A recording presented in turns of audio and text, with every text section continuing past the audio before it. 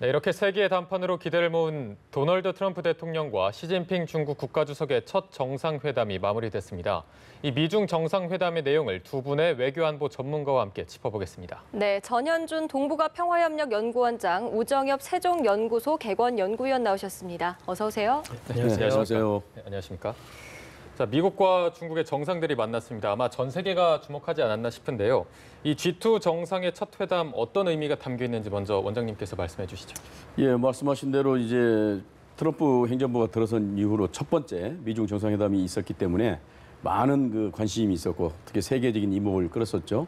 관련해서 이제 한반도 문제에 대해서 얼마나 심층적인 논의가 있을 것인가에 대해서 좀 기대가 있었죠. 예. 그래서 북핵 문제에 대해서 좀 강한 대처가 있지 않을까.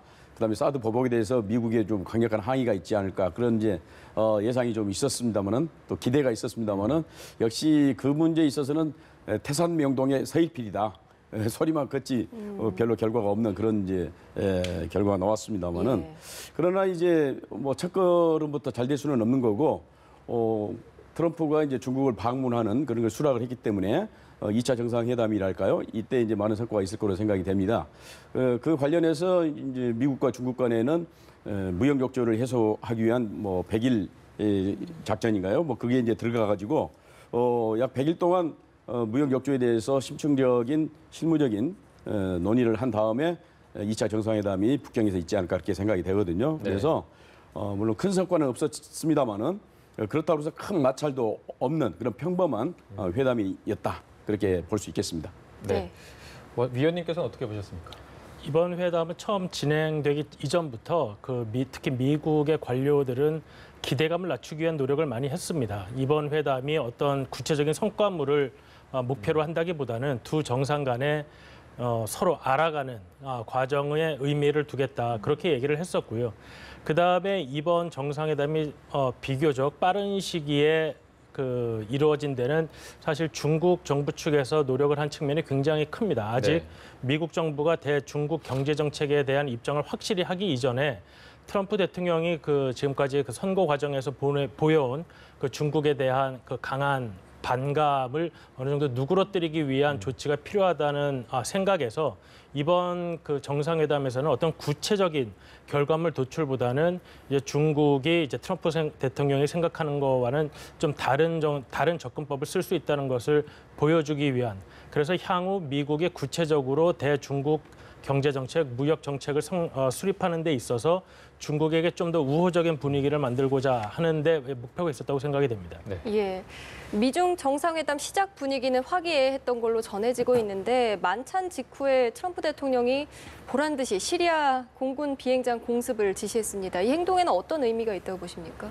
예, 뭐 세 가지 의미가 있죠. 그러니까 트럼프 입장에서는 국내적으로 상당히 공경에 지금 몰리고 있거든요. 예, 그 트럼프 케어 의료보험과 관련해서 새로운 어떤 정책을 펴냈었는데 의회의 강력한 반대에 부딪혀서 그걸 이제 해결하지 못하고 또 더군다나 그와 관련해서 러시아와의 이제 커넥션 문제 때문에 참모들도 그만두고 본인까지도 의심받는 그런 상황이지 않겠습니까? 그래서 뭔가 대외적으로 큰 카드가 좀 필요했던 상황이 아닌가 싶고 그 찰나에 이제 시리아 정부에서 화학무기를 사용을 해서 반군을 공격하는 그런 사건이 있었기 때문에 그건 아마 뭐 어느 나라나 공분을 느끼는 그런 상황이었거든요. 더군다나 어린애들이 많이 다치고 죽었지 않습니까?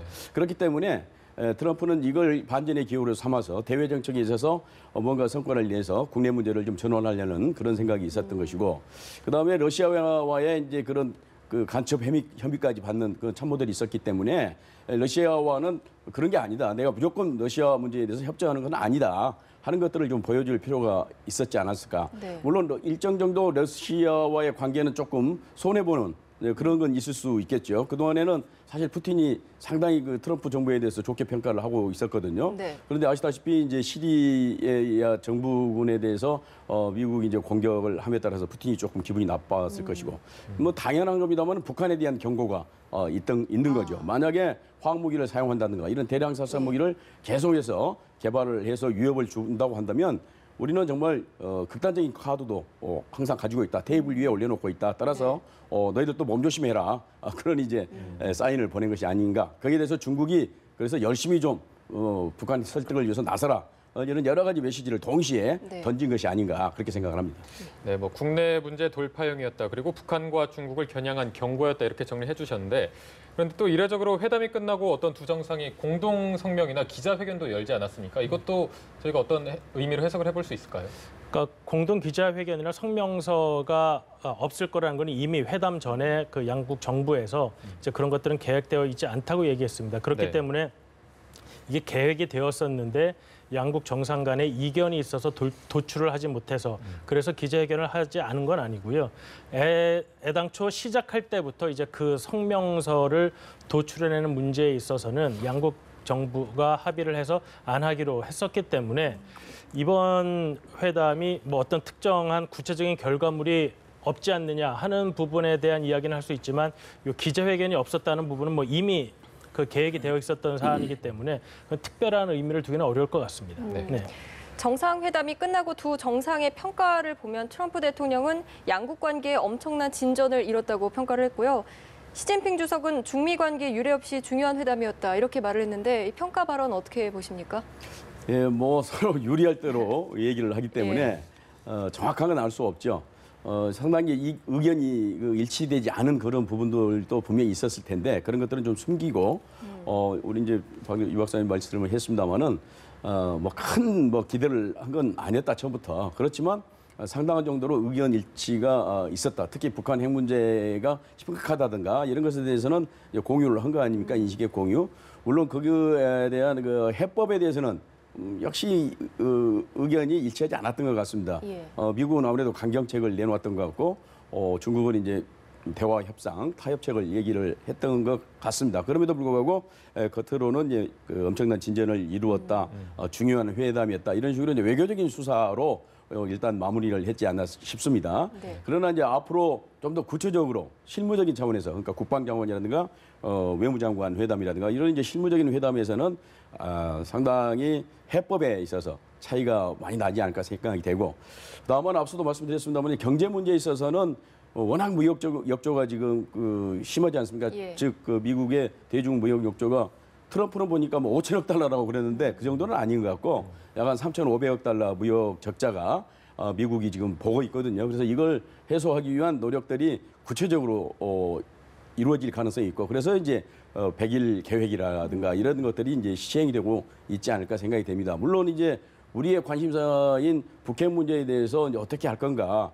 그런 문제가 사실 이제 쉽지는 않을 것 같습니다. 우리 원하는 대로 되는 건 아니거든요. 국제 질서가. 네. 특히 강대국 논리라고 하는 것은 우리는 항상 1순위가 되기를 바라죠. 한반도 문제가. 근데 미중 간의 그 문제라고 하는 것은 무역 문제뿐만 아니라 남진하의 문제도 있고 예. 그다음에 이제 그 시리아 사태까지도 지금 번지고 있잖아요. 그렇기 때문에 우리 입장대로 우리 입맛대로 국제 정치가 이루어지지 않는다고 하는 것이 이번에 다시 한번 증명이 됐습니다. 네. 네. 자, 그리고 이제 트럼프 대통령이 시진핑 주석의 방중 요청을 수락을 했습니다. 아까 말씀하셨지만 이번 첫 번째 만남이 어떤 탐색전 성격이 강했다면 두 번째 만남은 어떤 식으로 전개가 될까요?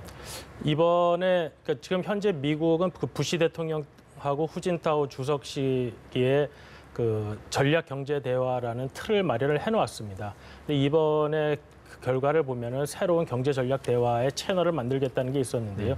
사실 뭐 특별히 새로울 건 없는 겁니다. 왜냐하면 이미 계속해서 양국의 뭐 국무부, 국방부, 그다음에 대통령이 포함된 그 전략 경제 대화가 있어 왔기 때문에 그게 뭐 특별히 새로운 채널이라고 하기는 어렵습니다. 근데 이제 과연 이번에 그 100일 계획, 그러니까 미국의 수출을 늘리고 그 중국의 그 무역 수지를 좀 줄이는 대미 무역 수지를 줄이는 이런 계획들이 앞으로 어떻게 진행되느냐에 따라서 미국이 어떤 식의 경제 정책, 특히 대중 무역 정책을 펼치느냐가 앞으로 3달, 6달 안에 결정이 될 것입니다. 네. 앞으로 그렇게 돼서 이제 미국이 어느 정도로 대중국 강경 정책을 펼 것이냐, 특히 무역에 있어서 그런 부분이 현실화되는 거에 따라서 향후 올해 말에 이제 보도에 따르면 올해 말에 이제 다시 네. 중국을 한번 방문하겠다고 했는데요. 그 당시의 의제 내용은 앞으로 3개월, 6개월 내에 결정될 미국의 대무역 정책, 중국에 대한 무역 정책의 내용이 어느 정도로 강할 것이냐에 따라 달려있는 면이 굉장히 클 것 같습니다. 예. 자, 이번에 북핵 문제에 대해서는 뭐 원론적인 합의에 그쳤다 이런 평가도 나오고 있던데 뭐 어떤 좀 진전이 있었을까요? 이번에 사실 물론 틸러슨 장관이 한국에 와서도 그렇고 아시아 방문하는 데 있어서 소위 전략적 인내는 끝났다라고 했지만은 그 외에 구체적인 어떤 방법인지에 대해서는 아직 밝히지를 않았습니다. 이제 모든 옵션이 테이블 위에 올라와 있다라는 말을 했는데요. 이제 문제는 그것이 허풍에 그쳐서는 안 된다는 부담을 안게 된 것이죠. 북한으로서는 앞으로 과연 미국의 어느 정도 수단까지 쓸 것인가에 대해서 집중적으로 시험을 하려고 들 겁니다. 각종 도발 행위를 통해서 미국의 그 신뢰도, 이 자기들이 말하는 정책의 신뢰도를 낮추기 위해서 갖가지 도발 행위를 통해서 과연 미국이 어느 정도 하려고 하는지 보려고 할 것이고, 아마 그런 점 때문에 이번에 미국은 그 시리아 폭격에 그 어느 정도 의미를 뒀다고 볼 수가 있는데요. 시리아가 러시아와도 굉장히 밀접한 관계였지만은 저번에 그 유엔 안보리에서 시리아를 위해서 거부권을 행사한 두 국가가 러시아와 중국입니다. 예. 그다음에 뭐 최근에도 그 아사드 대통령이 시리아의 뭐 각종 경제 재건 사업, 그다음에 군사적 그 원조 이런 부분에 있어서 중국의 역할을 굉장히 강조해왔고, 중국 역시 그 시리아와의 관계에 있어서 호혜적인 관계를 굉장히 강조해왔기 때문에 그 중국의 대통령 주석을 지도자를 초청한 상태에서 중국이 굉장히 호혜적인 관계를 가지고자 하는 국가에 대해서 폭격을 했다는 것은 비록 그 북한 문제에 대해서 직접적으로 대화의 수준은 높지 않았다고 하더라도 어느 정도의 메시지를 전달하고자 하는 의도는 분명히 있었을 거라고 생각이 됩니다. 네. 저희가 또 북핵과 관련해서 우리 정부가 주목했던 게 사드 문제 아니겠습니까? 그런데 아예 사드 논의는 전혀 없었거든요. 이와 관련해서 뭐 의제도 오르지 못한 거 아니냐 이런 관측이 있는데 여기에 대해서는 어떻게 보십니까? 예, 그러니까 정상회담 이전에 미국의 반응이라고 하는 것은 한국에 대한 제재는 그건 잘못된 거다. 북한에 대한 제재를 해야지 왜 한국에 대해서 제재를 하느냐. 그런 이제 불만 섞인 미국의 반응이 있었습니다만은 이번에는 시간이 그래서 그런지 아니면 약간의 논의가 있었는데 밖으로 표출이 안 됐는지 확실치는 않습니다만은 역시 주요 의제는 아니었지 않았을까 그 생각이 되거든요. 왜냐하면 다른 큰 문제, 특히 트럼프 대통령 개인적으로는 이 돈에 대해서 관심이 너무너무 많거든요. 이 사람은. 그래서 어떻든 그 무역 역조 부분에 대해서 상당한 정도 얘기를 하고 원론적인 입장에서 이제 북핵 문제에 대해서 잠깐 얘기를 하고 사드 문제에 대해서는 그렇게까지 깊은 얘기를 안 했지 않았을까 생각이 되는데, 다만 지금 중국 입장을 보게 되면은 마냥 사드 문제를 가지고 보복을 할 수는 없는 거 아니겠습니까? 그래서 일정 정도 지금 조금 약간 소강면으로 접어든 걸로 보이기는 합니다만은, 왜냐하면 중국 입장에서는 북한도 자기들의 전략적 자산이기도 하지만 한국을 놓쳐서는 안 되거든요. 왜냐하면 이제 중국 입장에서 보면 한반도 전체는 전통적으로 자기들의 그런 영향권 하에 있었다는 생각을 항상 갖고 있었는데, 4.8선 이북만 자기들의 영향권 하에 있는 거고 4.8 이남은 지금 자기들 영향권 안에 있지 않다. 미국 영향권 안에 있다. 이런 것에 대해서 내심으로는 좀 불쾌감이 있는 거죠. 다시 말하자면 한국과 너무 지나치게 멀어지게 되면은, 그러니까 미국에 너무 가까웠게 되면은 그것을 해결하기 위한 비용이 너무 많이 드는 거죠. 그러니까 사드에 대해서는 어느 정도 자기들도 배치할 수밖에 없는 그런 이해를 하고 있는 상태에서 지나치게 한국을 압박했을 경우에 한국이 계속해서 친미적으로 가고 있을 때 자기들의 동북아에서 전략적인 구상이 이제 틀어지는 경우가 있을 수 있거든요. 네. 따라서 적절하게 저는 중국이 빠져나가지 않을까 생각은 합니다. 그런 측면에서 미국도 이것을 지나치게 또 이슈화했을 때 괜히 또 그 중국의 심기를 건드린다 할까요? 뭐 그런 측면이 있기 때문에 서로 간에 조금 이 문제를 의제화하는데 좀 부담이 있었고 그래서 피했지 않았을까 하는 그런 분석을 한번 해봅니다. 네. 또 마이크 펜스 미국 부통령이 오는 16일에서 18일 한국을 방문하는데요. 이때 어떤 내용들이 오갈지, 또 지금 한국이 정권 이행기이기 때문에 좀 실제적인 이야기가 오갈지 이 부분도 궁금합니다. 지금 사실 미국이 여러 가지 대북 정책에 대해서 검토를 하고 있는데, 그중 가장 큰 부분을 차지하는 것은 과연 한국의 차기 정부가 어떤 정책 입장을 취할 것인가 하는 것입니다. 물론 미국, 중국 강대국의 정치적 입장, 그다음에 전략적 입장이 한반도 문제를 해결하는 데 있어서 굉장히 중요한 건 사실이지만, 이 문제에 있어서 가장 중요한 역할을 하는 것은 차기 정부가 어떠한 입장을 가지고 정책적 목표를 설정한 후에 어떠한 수단을 가지고 대북 정책을 접근할 것인가 하는 건데요.